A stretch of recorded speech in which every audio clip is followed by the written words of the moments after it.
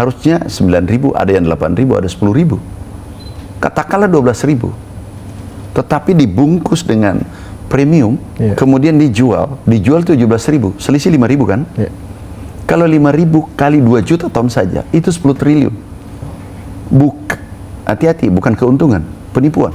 Jadi jangan cerita pelanggaran, titik, pidana, tersangkanya sudah 36. Nggak boleh. Jangan mempermainkan rakyat. Nah, perlu kami jelaskan, beras ini ada subsidi 150 triliun. Subsidi pemerintah, subsidi pupuk, alat mesin pertanian, macam-macam, 150 triliun. Artinya ini ada uang pemerintah setiap kilo beras. Kenapa ada HPP, harga pembelian pemerintah?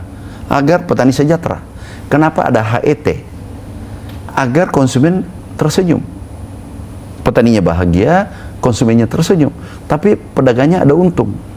Nggak boleh dong nipu di situ. Karena ini uang negara. Kalau mau berbisnis bebas, ya masuk ke pabrik gula, bangun industri, bangun smelter dan lain-lain. Jangan mempermainkan ekonomi rakyat kecil. Saya ulang ya, beras itu, setiap kilo beras itu ada subsidi pemerintah. Total nilainya 150 triliun. Kita hitung kemarin 5.000-an per kilo. Jadi harus dewasa, harus intervensi. Jangan seenaknya. Ini tidak sesuai regulasi yang ada. Jadi ada yang, oh ini oplos biasa, campur biasa. Bukan itu yang dimaksud. Kalau gampangannya gini, Anda jual besi, tapi mereknya di luar emas. Itu gimana menurut Anda? Ya, penipuan jadi. Oh ya sudah. Berarti Anda juga ngerti namanya penipuan. Ya sudah. Sederhana kan? Jangan dimuter kemana. Sekarang ini kita bagaimana meningkatkan kesejahteraan petani, tapi daya beli konsumen tetap aman. Ini yang menarik karena Bapak Presiden begitu kami dilantik Pak Mentan, perhatikan kesejahteraan petani. Oh siap Bapak Presiden. Langsung HPP dinaikkan 6.500. 6.500 per kilogram gabah. Berlaku seluruh Indonesia. Jagung 5.500. Berlaku seluruh Indonesia. Kalau kami NTP-nya naik, nilai tingkat kesejahteraannya naik. Itu sekarang 124%. Dulu itu 100, 106. Bahkan kalau untuk beras itu 98. Sekarang 124. 124. Beras 113 untuk pangan, tinggi banget. Untuk totalnya 124. Nah, kenaikan ini aku hitung nih angka sementara. Total peningkatan pendapatan petani total beras, baru beras, belum jagung, belum yang lainnya dan seterusnya. 100 dengan peningkatan jumlah produksi, peningkatan harga, meningkat harganya petani, kemudian meningkat produksinya kurang lebih 4 juta ton, totalnya 113 triliun. Wah, kayak yang besar. Makanya beri ruang petani. Petani gampang. Petani kita kan ada 160 juta. Petani beras 116 juta, 115 juta. Beri ruang dia untuk untung. Itu autopilot, autonomous. Dia bergerak sendiri. Beri ruang untung, pasti berproduksi. Tadi saya juga sebenarnya dilihatkan di layar di depan kita ini Pak, terkait dengan penggunaan teknologi. Itu juga menjadi concern dari pemerintah ya, di bidang pertanian. Nah itu tujuannya adalah kita transformasi pertanian tradisional ke modern. Tujuannya apa? Biaya produksi biasanya 19-20 juta per hektar. Itu bisa menjadi 10 juta, 7 juta per hektar. Jadi biaya pokoknya tambah sejahtera petaninya kan. Contoh nih, dulu tanam menggunakan tenaga kerja 25 orang satu hari, atau satu orang tanam 25 hari. Sekarang pakai drone 25 hektar satu hari. Jauh terbalik kan. Pengguna panen, dulu panen itu 25 hari satu orang yang panen nih. Dan losisnya tinggi 10,2%. Nah kalau dengan alat itu tinggal 2%. kehilangan yang jatuh-jatuh tuh. Iya. Kalau panen manual kan gini nih, Iya. jatuh kan. Nah ini pakai alat itu tinggal 2%. Dan cuma 4 jam 1 hektar. 4 jam Kalau dulu 1 25 hari satu orang. Jauh. Biayanya murah. Ini kita dorong dan ini mutlak. Ini mutlak. Transformasi menjadi tradisional menjadi pertanian modern itu mutlak. Nggak bisa ditawar. Dan alat-alat itu juga didistribusikan kepada Distribusikan oleh pemerintah. Itu hampir 10 triliun. Dami, tahun depan lagi. Terus menerus harus seperti itu. Kalau tidak, nggak mungkin bisa bersaing dengan negara lain. Iya, betul sih. Nggak mungkin. Masa mau manual, dia tanam, sekarang dia tanam katakanlah pakai drone, tanam 25 hektar satu hari. Kita 25 hari 1 hektar. Kapan kita bisa kejar? Kita pakai drone juga. Bapak Presiden gunakan kemarin di Sumatera Selatan nih. Dan memang kalau melihat juga beberapa negara lain yang juga punya sektor pertanian yang besar. Tadi pagi saya membaca Filipina sudah membatasi impornya juga. Karena dia impor banyak sebelumnya. Sebelumnya, itu dia. Jadi mungkin awal tahun cukup besar. Berapa ton? Saya tidak tahu pasti, tapi mungkin 4-5 juta ton, besar. Dalam konteks global ini sebenarnya kalau kita bicara soal sektor pertanian, Pak, memang banyak negara sekarang yang sudah menutup ekspornya juga ya untuk kepentingan mereka masing-masing. Kemarin kita posisi krisis di 2024. Itu kan sempat orang antri beli beras. 2024. Kenapa? Kita mau impor beras dari negara lain, tapi 22 negara menutup. Itu sangat berbahaya. Beras bermasalah, negara bermasalah. Mati. Itu negara bisa bubar, konflik sosial di mana-mana. Nggak ada satupun yang bisa tahan kelaparan. 2 hari aja, gak usah 1 minggu. Puasa 2 hari 2 malam itu sangat berat. Oleh karena itu Bapak Presiden, pangan harus aman. Bapak Presiden janji 4 tahun kan swasembada. Kemudian berubah menjadi 3 tahun. Beliau minta 1 tahun. Alhamdulillah. Mudah-mudahan 1 tahun. Untuk beras. Yang lain-lainnya gimana, Pak? Pangan-pangan kita yang lain? Kalau pangan kita dulu ya, bawang putih kan, bawang merah kan kita impor dulu. Sekarang ekspor. Ayam kita sudah ekspor. Telur sudah ekspor. Tinggal PR kita ke depan adalah kedelai dan bawang putih. Jagung aman. Nah, ini kita harus jaga. Nggak mungkin selesai sekaligus. Tapi dari dulu kami program. Setiap tahun 1 atau 2 komoditas selesai. Nah, jadi kita ada program, ada blueprintnya kami buat dulu, blueprint untuk pertanian. Tahun depan bisa jadi juga pangan lainnya juga swasembada. Ya, apa Pak, kalau boleh jadi, tahu tahun depan? Target kita tahun depan adalah white sugar, gula putih. Insya Allah dapat. 3 tahun, mudah-mudahan 4 tahun, termasuk raw sugar. Rafinasi bisa. Mudah-mudahan. Kita belum berani menjanjikan, tapi arah ke sana. Kalau tahun depan white sugar, insya Allah aman. Kami langsung genjot sekarang, letakkan pondasinya sekarang.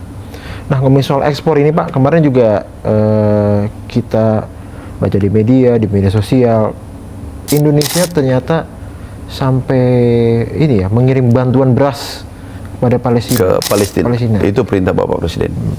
10.000 ton. Menterinya datang langsung. Menteri dari Menteri Pertanian ini, Menteri Pertanian Palestina datang menerima langsung. Dan itu kita serahkan. Sudah diserahkan. Itu wujud kalau kita stok aman. Kan kita ini selalu doakan merdeka. Nah, dari pertanian sambil kita doakan kirimi beras. Nah, itu menarik tuh. Kirimi beras 10.000 ton. Saudara kita ada di sana. Kita harus peduli pada mereka. Mereka adalah saudara kita. Kita sudah kirimi 10.000 ton. Tadi aku terima, baru saya terima suratnya dari Palestina. Mau kami ajak menyiapkan pangannya Palestina dari Indonesia. Wow. Jadi sama-sama dia butuh lahan 5.000 sampai 10.000 hektar. Awal November mungkin datang. Kami ajak, silakan produksi baru kirim ke negaranya. Itu solusi permanen. Baru ini Pak berarti? Baru tadi aku terima pesannya dari hubungan luar negeri. Suratnya aku sudah terima. Jadi pemimpinnya mau datang bersama delegasinya. Kita siapkan solusi permanen untuk Palestina, Gaza, pangannya. Kalau pangannya aman kan saudara kita di sana kelaparan. Jadi lahannya itu ada di Indonesia? Di Indonesia. Dan nanti hasilnya baru di... Rencana kita di Kalimantan. Baru saja aku bicara dengan mungkin salah satu tempatnya adalah Kalimantan Utara. Kalimantan Utara. Baru-baru gubernurnya aku telepon tadi. Dan mereka bersedia menyiapkan lahan. Ini untuk beras saja atau komoditas lain juga? Komoditas lain juga, hortikultura. Apa yang dibutuhkan mereka silakan tanam, kita bantu teknologi. Jadi ini solusi permanen pangan Palestina dan Gaza. Ini bisa jadi follow up dari hasil Pak Presiden kemarin di PBB itu Pak? Iya. Dan beliau presiden kita luar biasa, mensupport Palestina. Luar biasa. Di mana-mana disampaikan bagaimana Palestina merdeka. Balik lagi ke dalam negeri, kalau tahun pertama tadi Bapak menyatakan kita siap untuk swasembada beras, tahun kedua, tahun ketiga, dan tahun keempat pemerintahan, fokus pemerintah akan lebih kemana Pak? Di bidang pertanian. Untuk pertanian swasembada. Setelah swasembada, insya Allah pangan ya, kita bergeser mulai sekarang nih persiapan ke hilirisasi perkebunan hortikultura. Bahkan melompat lagi ke peternakan. Ke peternakan? Iya. Jadi kita harus sisir satu-satu. Nggak boleh sekaligus seluruhnya, nggak mungkin. Anggaran terbatas, tenaga terbatas. Ini harus ada perencanaan yang baik. Jadi kami itu selalu bekerja langsung membuat perencanaan. Tahun pertama ini 1, 2, 3, tahun kedua ini. Sekarang sudah persiapan, sudah jalan malah pembibitan untuk hortikultura, dan ujungnya yang paling tinggi nanti adalah hilirisasi.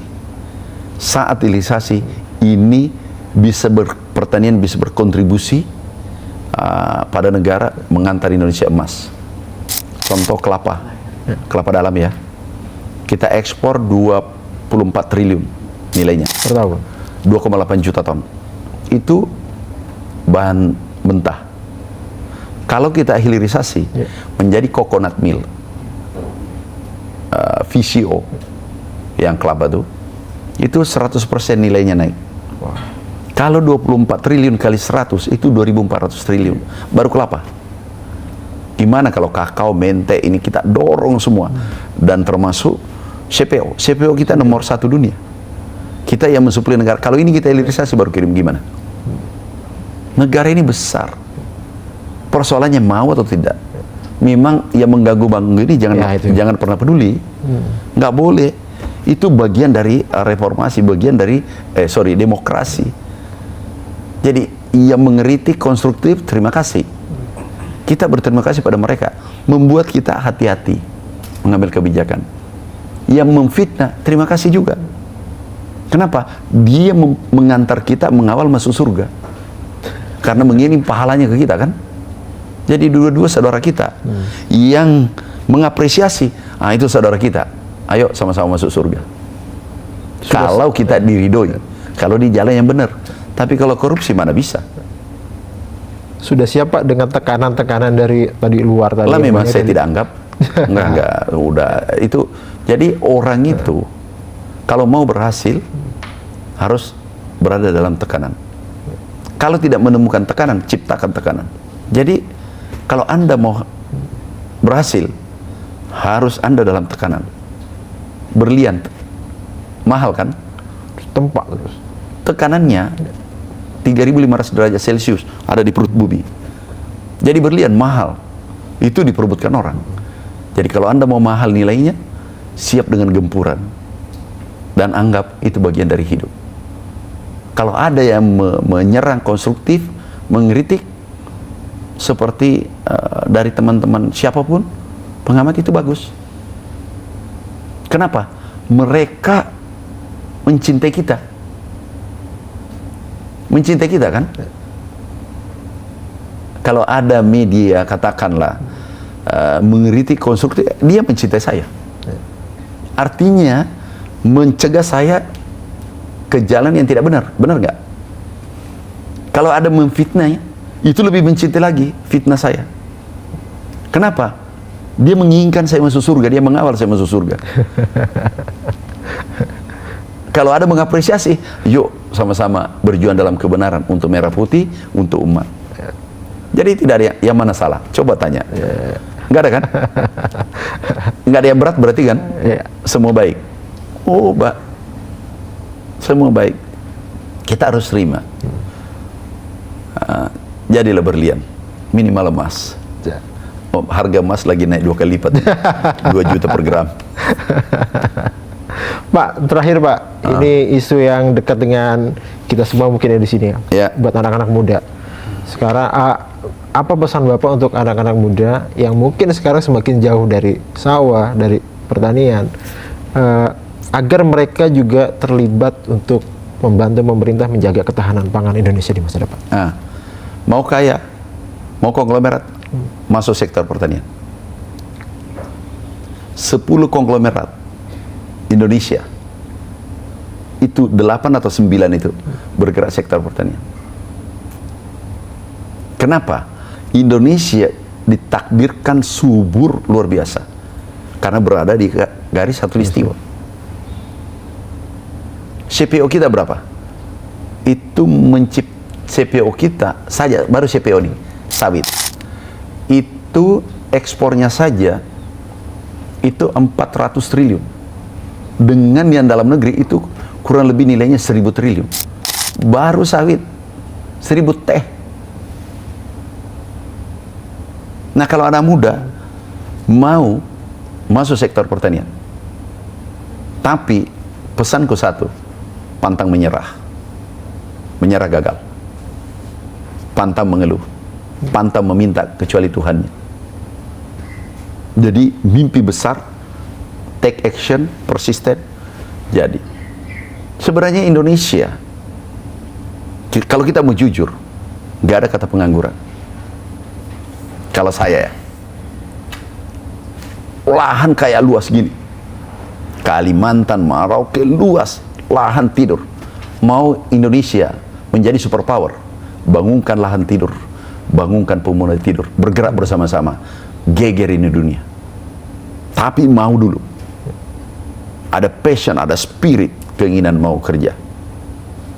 Kalau saya memotivasi anak-anak, tidak ada kata menyerah dalam hidup.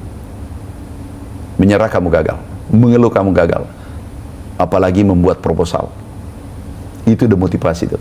Satu kali disetujui proposalnya, berikutnya buat proposal berikutnya. Tapi bagaimana menciptakan, membuat lapangan kerja, itu baru pemuda diharapkan bangsa. Dan ini potensi milenial ini harus dijaga. Generasi setan ini harus dijaga. Ini adalah aset luar biasa, harus dijaga. Sekarang kan lebih banyak kan milenial. Ini harus dimotivasi, ini harus diarahkan, ini harus dibimbing, ini harus dibina. Karena kalau ini bergerak bersama-sama, ini geger ini republik, geger ini dunia. Diarahkan. Kita sekarang arahan Bapak Presiden ciptakan lapangan kerja. Kita hilirisasi. Hilirisasi ini ada 6 komoditas yang demandnya tinggi tingkat dunia. Kakao, kelapa, kopi, mente, pala, kemudian kelapa dalam, sawit. Kita persiapkan anggaran 9,9 triliun itu untuk hibah untuk rakyat Indonesia. Dan investasi sektor pertanian rencananya 371 triliun dan mempekerjakan, bukan mempekerjakan, membuka lapangan kerja karena dia bekerja sendiri. Katakanlah 2 hektar, 4 hektar satu orang.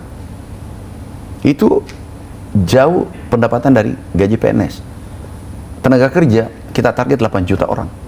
Artinya pengangguran selesai kan? Dan sekarang Bapak Presiden sudah setuju. Nah, anak-anakku, adik-adikku, yang saya cintai, anakku yang saya cintai, generasi Z, generasi Milenial. milenial, kami ajak, ayo kita bergerak, bertindak, berdampak pada rakyat Indonesia, pada dunia. Ayo bergerak mulai hari ini, jangan tunda.